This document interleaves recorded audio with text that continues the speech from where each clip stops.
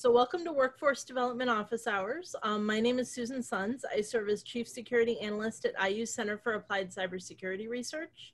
That makes me Deputy Director of Research SOC. I also work on the CICOE pilot and several other projects. Most recently, I've had the wonderful experience of getting to build the Research SOC, which is a security operations center focused on research, and also bring up a fractional CISO program and train a whole new workforce of CISOs within CACR, which has been really fun for me.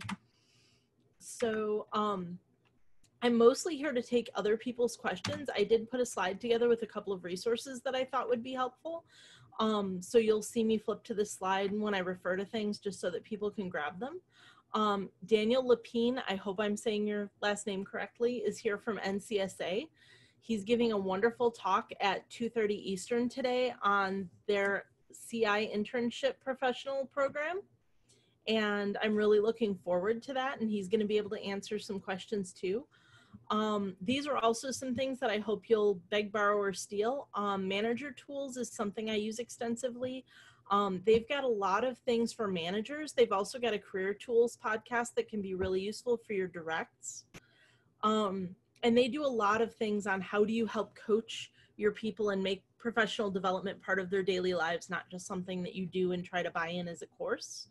And then here are a couple things that I built because we had a question that I'll answer if we have time about how to build trainings when you need to do it in-house. And this just has a lot of links to resources for early and mid-career professionals that I hope that you'll suck up and use when you're training your own people. So I will make the slides available so you have all of those links, but those are out there. So I want to hear from you guys. What are your questions? And keep in mind that when I have slides up, I can't actually see chat. So asking me questions out loud, or if you put them in chat, maybe Loic will be kind enough to relay for me. Yes, I will.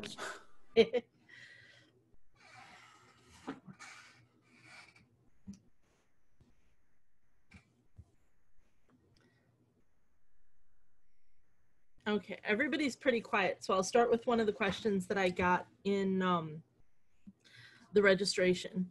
So one of the things people asked about is they said that they're interested in designing a basic workshop for their user community, and how do they figure out what their bare minimum content is? And that's one of the ones, that's why I mentioned this building great trainings. That's links to a slide deck that I used for an internal training here at CACR when I was teaching my people how do you build trainings. And the cool thing about that is I think that once you understand the subject, the only thing that you really need to figure out what to offer in a training is someone who doesn't know the subject, because you don't know your own gaps and running it by a newbie can really, really help. The bigger question is, how do you present that information? And that talk goes over basically 4 different structures for trainings, and every training I've ever seen follows one of these 4 structures. And it basically goes from what is the easiest put together to what's the most effective for your audience. And to give you a little preview, what we see way too much of, especially in academic and academic technology, is what I call the survey method, which is where somebody gives you a list of facts and procedures and expects you to learn from that. It's certainly the easiest to build, but it's the hardest to learn from. And then it goes to discuss mental models and how setting someone up with a mental model helps them not just retain information, but know how to apply it and link it to things that they're trying to do. So I'm really hoping that that resource will be useful to you. When the slides get posted, you'll have that link. But it's hopefully a pretty easy to follow deck on its own. I'm afraid the talk wasn't recorded because it's internal, but you're welcome to shoot me some questions. And the deck includes a whole bunch of great resources on how to build mental models, including the Farnham Street blog, which is fs.blog. And that's all about learning and applying mental models, which is great because for those of you who aren't really familiar with mental models, the idea of a mental model is that it's a way to kind of formalize and transmit to other people the way that you work with a certain kind of knowledge or experience in your head. Usually we're very accustomed to transmitting facts to other people, but facts don't always help on their own, because you can teach someone a process or a set of facts, but those only work as long as they don't have to work with any facts you haven't taught them, or as long as the process doesn't need to change because of a change in the needs or the environment. With a mental model, what you're sharing is your understanding of the subject matter, so that when the facts change or the process needs to change, people are more able to adapt their thinking. So I really hope that that'll be useful to somebody. So do we have any live questions, or should I go through the rest of this list? No questions so far. No questions so far. Well, this one I'm going to throw at Daniel, because it's so convenient that he showed up, because someone asked me, how do cyber apprenticeships fit in? So that's a good question. And I think relating to what you just said about facts is I can present somebody the complete list of instructions on how to do something, but most often that doesn't tell you why you want to do it, or under what circumstances that you might want to look for alternatives or not do it at all.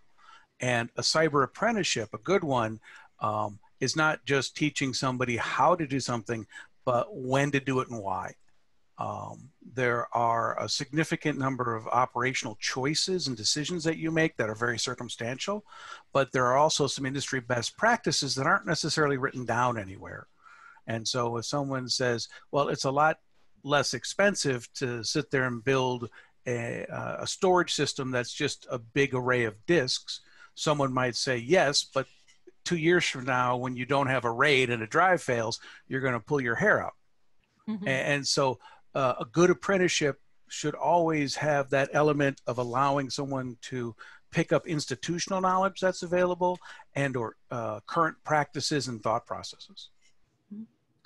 I'd also add that another important thing about apprenticeships is they help people understand the process of doing these sorts of things with a team. One of the problems that I see in people who come fresh out of their education is they've never had to build something that somebody had to maintain later, or where they had to communicate expectations to other people and keep everybody on the same page through a long-term project. That's also a very good point. When we get people in fresh out of school, they're just not used to documenting what they do, filing change reports, working to expectation from not just a project manager, but coworkers who have ideas and practices they expect to be used when things are built so that they can maintain it. A good apprenticeship also gives people exposure to the culture, the working culture that's there, and some of those expectations, especially on the unstated ones. Sometimes people are kind of clear when you come in, you're going to do this and that, but there are sometimes things that aren't stated. In a development team, you might have somebody saying, this is our coding style. Well, for system engineers, there's a deployment style, perhaps. A friend of mine went to a conference recently, and a bunch of people were there, all of whom were managers or administration of some kind. And a bunch of them were complaining about how hard it's getting for them to onboard new employees who are coming to them fresh out of school. And they're like, are we just getting old and crotchety and really biased? Is this the kids these days hindsight bias, or has something really changed? And as they're talking about it, finally, one of the conference leaders made them all stand in a circle and facing each other so they could see the whole group. And he said, when I say the number that is the age where you had your first paid job that was not doing chores at home for your parents, I want you to raise your hand. And everyone in the room who was like 70 years or older, the age was less than 10. You had these 4- and 5-year-old boys bundling grain in the fields. You had these little girls who were tutoring younger children or acting as what you used to call mother's helpers, where they'd go and help other ladies in the neighborhood with their canning or their sewing projects or cleaning up in the kitchen or whatever. So they had an extra pair of hands and they'd make, a little bit of spending money. And then you got to professionals who were a little younger than that, and they all started working around age 10 or 12.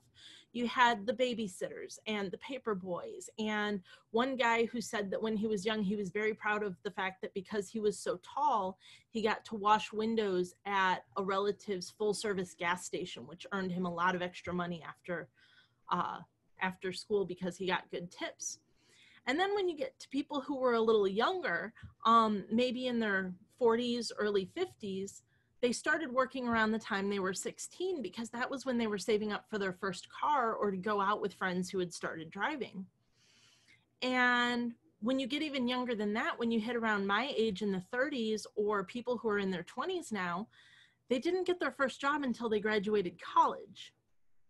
And so the problem is real. It's not all in people's heads, but we have people who are 28 years old who have the same amount of work experience as a 10-year-old a couple of generations ago. That 10-year-old didn't have a lot of technical work experience, but they knew how to communicate with their boss. They knew how to manage a task and get it done. They knew how to ask for help when they needed it. They'd gotten all of these really rough bumps in their early years. So by the time they were 28, all of that was old hat because they had years and years and years and years of experience at it. And that's pretty scary right now. And internships are a great way to get some of that in for people before they are really trying to jump into a career path full force. I wish that we had more of it.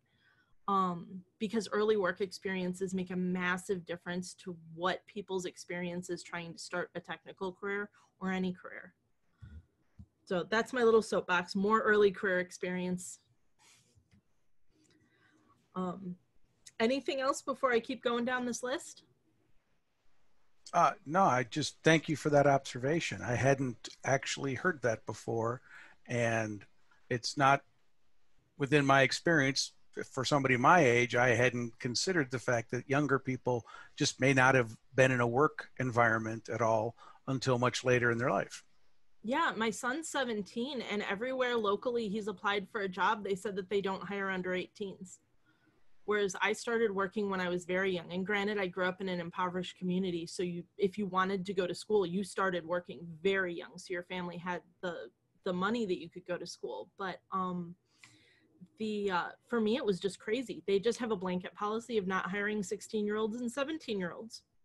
Who knew? But it's a massive culture shift. So, okay. Well, here's another one.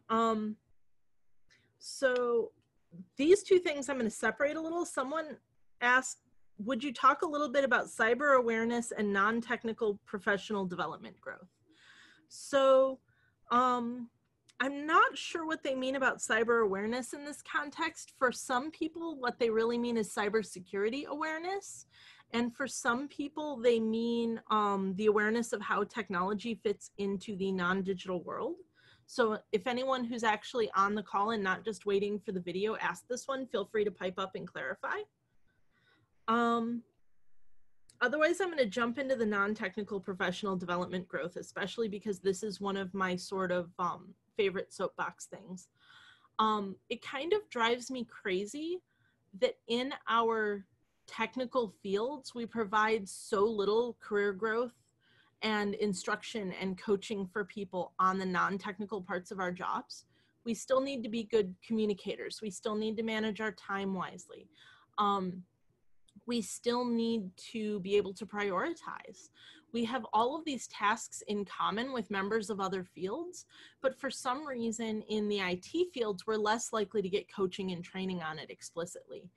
I was really, really lucky in that coming up as a young person, I didn't only work in IT. I worked in IT, but I also volunteered for almost 10 years at a psychology center. And I also volunteered in search and rescue under an amazing guy who worked with Army SOCOM, Special Operations Command, for quite a while. And so I had some really incredible non-technical people teaching me communication, teaching me leadership, teaching me how to set expectations. I was forced to learn to manage my time well and to set priorities. And let me tell you, search and rescue, being the medic and in charge of triage, teaches you how to prioritize. But all of these outside experiences gave me a skill set that I realized that a lot of my peers weren't getting in the IT world. And then I really made a point to try to help the people who work for me gain. Because I watch people flail. One of the things I love about the fact that my boss, Vaughn, introduced me to manager tools was I know a lot of IT people who got thrown into management roles with no instruction on how to do it. So I guess without more detail in the question, the advice I'd give in this area is, first of all, look out there in sort of the wider business community because there are a ton of good resources. Depending on specifically what you're looking for, manager tools and career tools are a good place to look. There are some really popular books worth looking after depending on what areas of professional development you're after. There's a bullet journal book and the classic, someone help me, it's the kind of first productivity book that everybody reads and then abandons when they get better at it, but it's sort of the first step. I'm gonna remember it later, especially because I just bought it for one of my employees. There's, there's steps you go through. How to Win Friends and Influence People by Dale Carnegie. Everybody should read it at some point. Atomic Habits is a good one. If you go to this networking and early mid-career talk that I gave at PERC very recently, the notes for that have a ton of suggestions on these things that people should read and look more closely at. Because I think really we're light on it and it really affects our work. I'm looking right now at a colleague who's telling me his entire team's overwhelmed and he's a little frustrated. And I think that a lot of it is they didn't pick up good habits. And I've been overwhelmed at times. And a lot of times I have to go back to basics and what are the habits I should be using. But at least I sort of know where that base is and what to double down on and work on. So I'm really, really happy that I've had those things and I keep trying to disseminate them to more people because there are a ton of good books and communities out there. We just need to get them passed around more in our community because it's not talked about enough and nobody needs to be as overwhelmed as I see a lot of my good engineering friends being, and everybody needs to communicate better and everybody needs to listen better. And if you have favorites, feel free to share them here with the chat. I'm sure everybody on this group would, everyone who showed up from office hours is probably interested. So do we have any live questions yet, or should I keep going through the list that was submitted at registration? No, we have nothing so far. Sorry. You are a shy bunch. Come on, give me at least one live question so I know you're paying attention. So someone asked, what are some recruitment strategies to find and attract a diversity of strong candidates for software, cyber infrastructure, and related science and engineering positions? Recruitment is a big part of it. So is your hiring process. One of the big things I see going wrong in our communities is that hiring managers let HR filter applications before they ever make it to the hiring manager. There are probably applicants that you don't know about for your positions. It's a very common thing in higher ed because someone somewhere decided either that we need to save hiring managers time by not giving them this big stack of applications. And trust me, we pay less than the private sector. It's not that big a stack. You can read it. Or that it would be safer if HR eliminated all of the applicants that they consider problems. The difficulty with that is what you end up with is a stack of applications that tend to all look the same. Because by definition, HR are generally not people who are highly skilled in technical fields and understand what the most important traits are for a technical worker. So instead of people getting graded on the merits of what makes them a great technical worker, they get graded on the merits that are easiest for a non-technical person to measure. And that tends to be buzzword compliance of their resume, their spelling, and their pedigree. did they go to a really good school? Do they have enough degrees and certifications, even if the certifications and degrees are meaningless for the particular position? And that puts people in a rough position, because the wealthier your background, the better your pedigree. It's not a perfectly true rule, but it's a generalization that generally holds most of the time. The spelling thing, I agree with. Not everyone is an amazing speller, but come on, you're applying for a job. If you haven't had 3 people proofread this for you and put it through spell check, you're just not trying.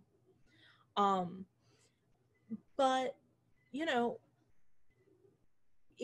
and I don't care about buzzword compliance, especially because I'm often given resumes where the buzzwords aren't even used correctly to indicate that you understand the technologies you're talking about. So a big thing is, we have an agreement at CACR with IU's HR department that they do not screen resumes. They send us every application for every applicant that applies for one of our jobs, and we go through them ourselves. We do not let non-technical people screen our resumes. And that's one of the biggest and best changes that we made early on in my tenure at CACR. I am not responsible for it, but I'm glad that it happened. Another thing is, when you do your outreach, look at the communities where, basically reach beyond just the traditional community. Most people tend to stick a listing on a job board and hope for the best. That's a lot of what we do in the cyber infrastructure community, because we're used to it and we have to post job descriptions. The problem is, we're highly regulated in how we post job descriptions. And because of that, we tend to post job descriptions that turn a lot of people off and make them think that they're not invited to apply. I've certainly run into this. One of my best hires, I think, would not have applied for the job if he didn't know someone who already worked for me, who encouraged him to apply, because he didn't come from an academic background and was not highly credentialed. What he was is someone who's worked in InfoSec since long before InfoSec degrees existed, and has a lot of technical chops. And he doesn't have a lot of familiarity with the science community, but you can build that. And I'm really glad that I hired him, and I'm really glad that my network reached out to him when I reached out to my network. But doing those things really, really helps, because unfortunately, academic job descriptions are extremely stilted. They tend to be overly formal, and that's part of the requirements of the places that we work. They tend to be overly specific as far as background, which makes a lot of people feel unwelcome. I wouldn't have applied for my current position because I'm undegreed. I simply would not have imagined that a research center at a university would have considered hiring me. And I've been very successful in my position, and I think I've brought a lot of value to CACR, but I would not have applied if a friend who works at IU had not basically harassed me into doing so. I literally submitted my application to make her happy. And I'm very glad that she harassed me. So we have to overcome our job ads. And a big part of doing that is doing the person-to-person stuff. Get out to your network, go to conferences. When I do hiring, I make sure that I'm at tech conferences and I advertise as widely as possible that I am hiring. There are a lot of hiring managers who are afraid to meet one-on-one with candidates before the hiring process begins because they think it is unfair. I make it fair by giving everyone the same opportunity. I announce publicly what conferences I will be at and how to email me for an informational interview. Anyone who is interested in the position can get 30 minutes with me if they request it. And I will answer any questions apart from telling them the questions that we're going to ask in the interview ahead of time. I tell people what I'm looking for. I tell people what our priorities are. Because everyone has access to the same information, I consider it very fair. And it's really gotten people who I think might not have applied otherwise because they were non-traditional candidates to be willing to apply. And it has given people who weren't sure that they were willing to work in academia, especially because it's a pay cut for a lot of people, to get to ask the questions that they needed to ask about our culture and how things worked at our institution to make themselves willing to apply. And I think that it's been a huge win for us. What I've stayed away from is a lot of people have do demographic based outreach. They pick a demographic group that they like or want more of and really focus their advertising there and try to sort of avoid demographic groups they don't want. And I'm just not willing to be that much of a social engineer. I think that I have some personal ethical issues with trying to do that because my responsibility is to my organization and to get the most qualified candidates possible. So I advertise in all of the places. If somebody's willing to post my job or post me talking about my job, I do it. And the other thing is that it's very, very hard to do that targeted stuff accurately and well and not miss-target it. And I just think that using a spray gun has been a lot more effective for me.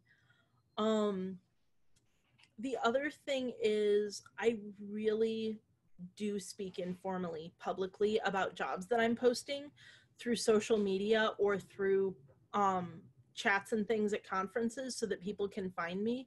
Because again, the stilted format of our job posts tends to leave people with funny assumptions about what the job is and turn off a lot of the kind of people I really want to hire because they don't know our lingo.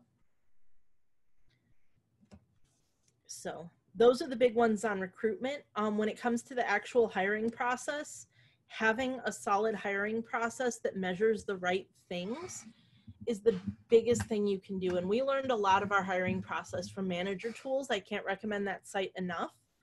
And that is because it gives us something that lets us select for the qualities that we really need, rather than kind of the vague, culture fit is important, but most people who say culture fit really mean they want an excuse to go along with their gut feeling. And I don't like that because gut feeling isn't reliable and tends to be more based on people's similarity than any measurable win. Whereas real culture fit means that we need these qualities. And in my institution, we decided that a culture fit means someone who has a strong growth mindset because we're always tackling new things we aren't trained for.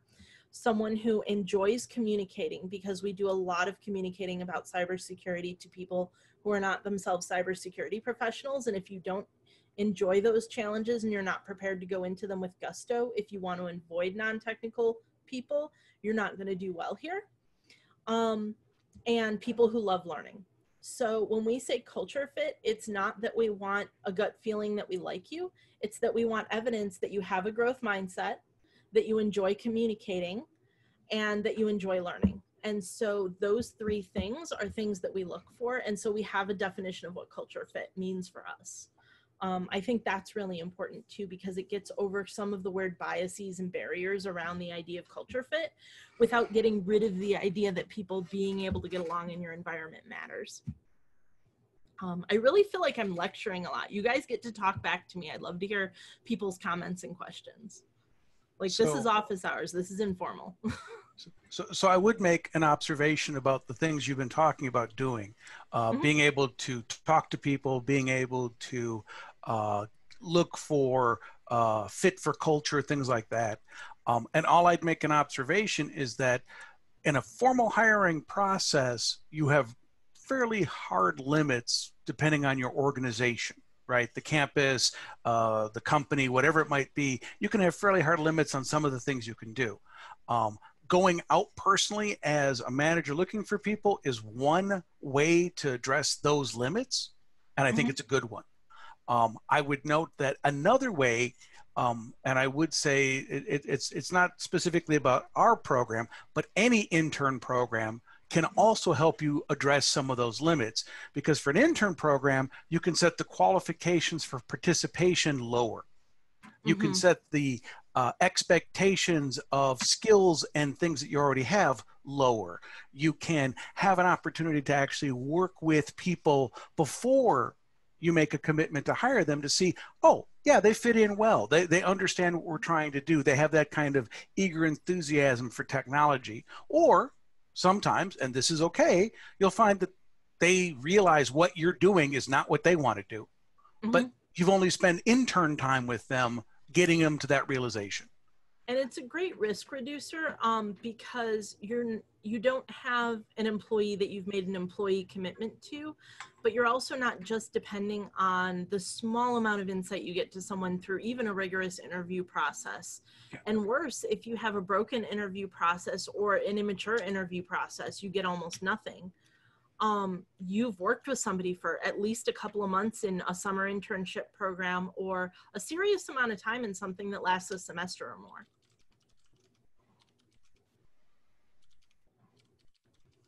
So, yeah, and the size of your intern program is going to vary based on the number of people you have, the amount of time you have, and whatever. But if you have any intern program at all, at least it gives you an opportunity to talk to people in that informal and less threatening session. Plus, it gives you that chance to refer people and say, hey, come and talk to us about this. And they can determine, well, wait a minute, maybe I have the skills to actually apply for the positions. I don't have to go through an internship. Absolutely.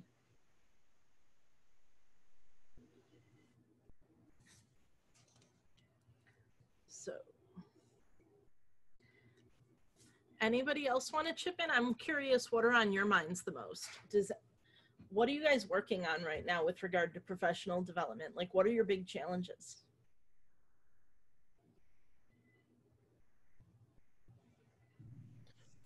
This is Brian Dobbins from NCAR. I would say I like what you said about taking control from HR. I mean, I understand the value of HR, understand the balance, but in our recent internship, we had a couple of candidates who only answered, I guess, 5 of the 6 questions they were supposed to answer in their cover letter, and thus were dismissed by HR. And I'm like, well, maybe they just didn't feel one was relevant. So it would have been nice to evaluate some of those candidates, and getting a little bit of that control back, I think, sounds pretty good. I would also say that as another person who I got my start without having a degree, and just had somebody who knew me and got me into a job, and that opened up a lot of doors. So I'm also a big fan of looking beyond just the sort of caliber of the qualifications and trying to gauge enthusiasm and personal interest and stuff like that, which is harder to come across. So this, yeah. In general, I'm in broad agreement. It's good to hear it from other people. So, yeah. Well, thank you.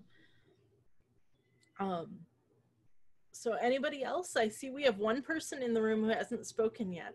Any chance we can get you to chime in and tell us what you've been thinking about with regard to professional development lately?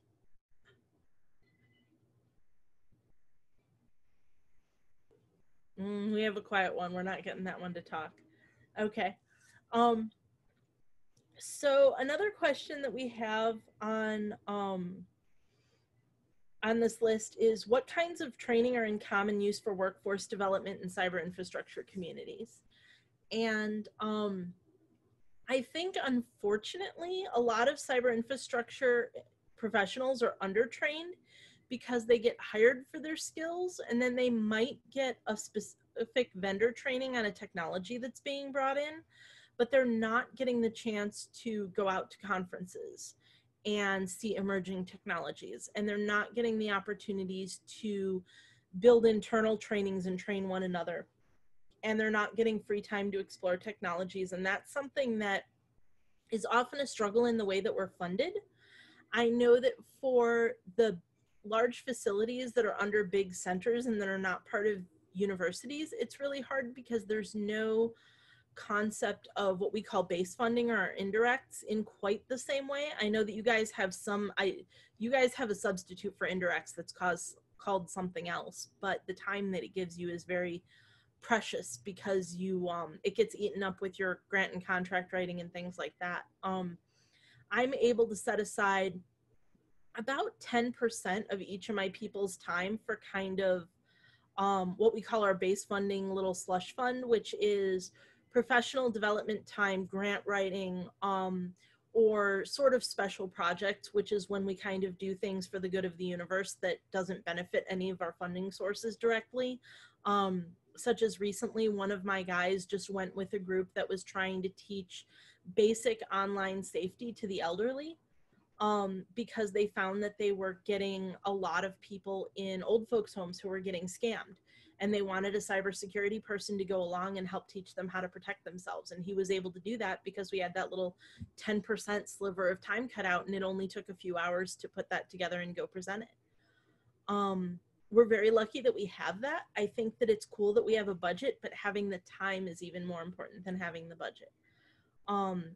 Anything as a manager you can do to make that kind of regular time and make it an expectation is really, really big. Because I think especially among your early career folks, it's very easy to see professional development as costing them the time to be productive, to look like they're good at their job. And they really need to be doing both. Another big thing is setting a good example. I think that bosses don't always talk about our own professional development because we're working on subjects that are probably not that interesting to our earlier career direct reports.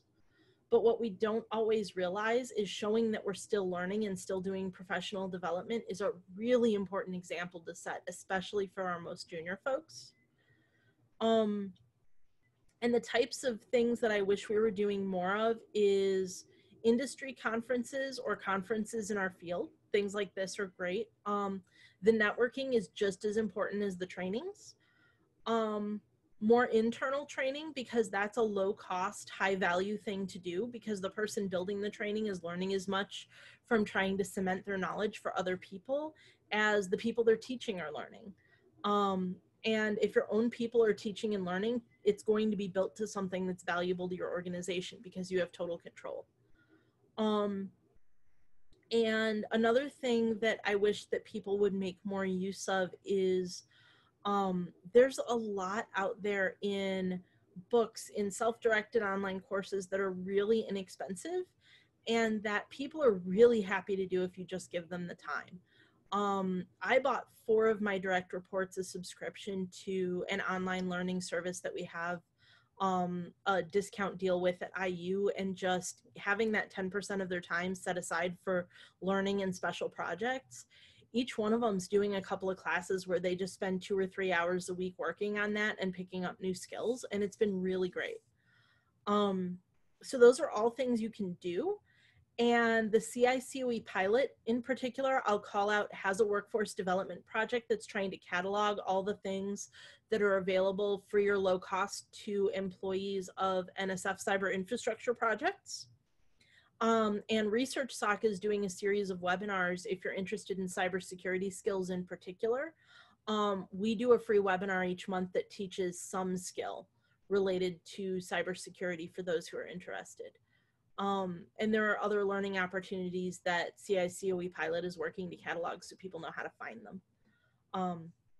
So time and budget are the time, budget, and setting an expectation, I think, are the 3 challenges that I hope everybody can work to overcome. So I'm starting to run out of questions here. I have 1 decent question and 1 confusing question left. So I want to talk about things that are valuable to you guys. We have about 15 minutes left. Do you want to ask me anything, or should we continue with the list?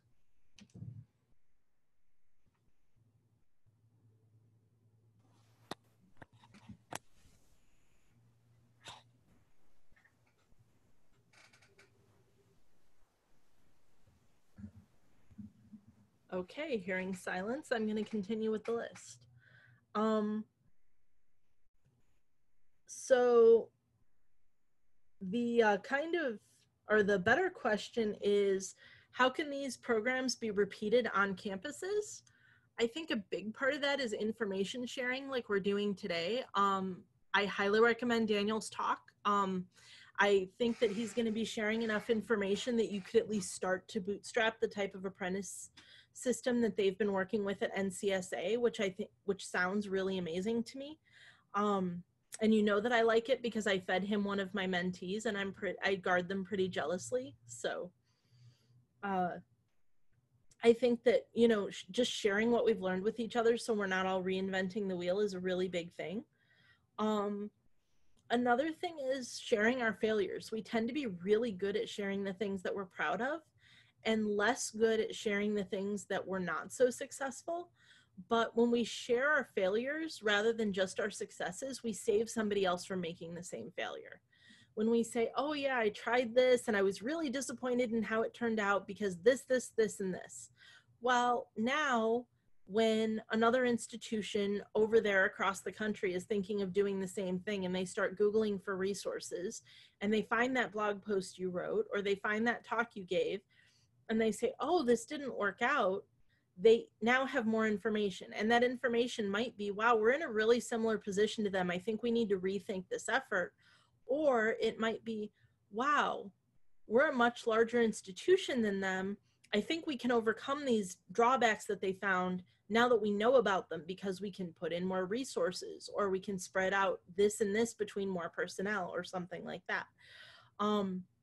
Letting people know what failed and how it failed can really save them a lot down the road. And you've already had the failure. So apart from a little bit of ego bruising, talking about it doesn't cost you anything. And it can be an incredible value to your peers in the community. So, and we're all interested in this subject. So please make a point to network with and meet the other people who are in this talk. I think most of us are on the conference Slack at this point. And just as an add-on, I may or may not give enough information in my talk for people to successfully stand up their own program. But I am more than willing to work with and help anybody who wants to stand up their own program, especially if there are thoughts or concerns that aren't applicable. NCSA is kind of a unique place because we're a national center and we have hundreds of people that work in our cyber infrastructure. So it's things that are possible for us can't be possible for other people, and that's okay. But I'm more than willing to talk to anybody about how we do things and to see if there's some version of that that's more useful or applicable. Thank you so much. Sure, yeah, and like I said, we'll have all the contact information, so I said it's not a problem. So I threw up the thank you slide with my contact information in case anybody needs it. I'll also be on the workshop Slack throughout the week. Does anybody have anything else they want to discuss in our last 10 minutes? Otherwise, I could try to parse the last question I have here on my list, which is a little confusing.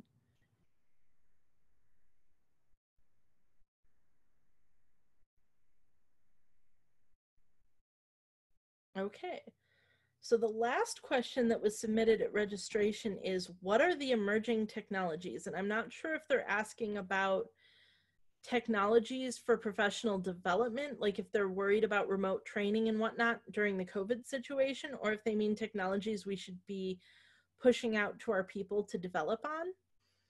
And I'm going to assume they mean the latter because I think that there's a lot of material out there right now about teleconferences and running remote trainings and things.